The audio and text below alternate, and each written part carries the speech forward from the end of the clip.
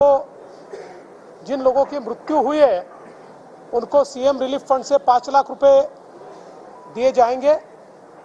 और ये जो पूरी घटना है, इस घटना की तफ्तीश ये पुलिस भी करेगी और नेवी भी करेगी। सर, या प्रवासी बोटीच्या अनेक वेळा पाहिलं तर सेफ्टी बेल्ट जे आहे ते लावलेले दिसत नाही। अनेक वेळा प्रवास करताना सेफ्टी बेल्ट नसतात, त्यावरती निर्बंध काय आणले जातील का? या बोट हा ऍक्सिडेंट तसा नाहीच आहे।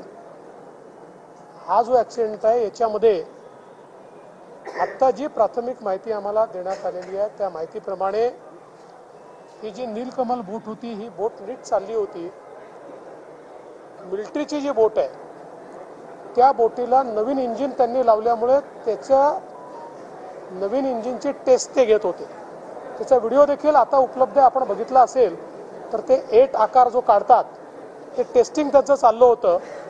आणि त्या टेस्टिंगच्या वेळी त्यांचं प्राथमिक मत असं आहे की इंजिनचा काही थ्रॉटलचा प्रॉब्लेम झाला आणि त्याच्यामुळे त्यांचा ताबा गेला आणि थेट या नेव्हीच्या बोटीने या नीलकमल बोटीवर जाऊन त्या ठिकाणी ती आदळली आणि त्यातनं अपघात झालेला।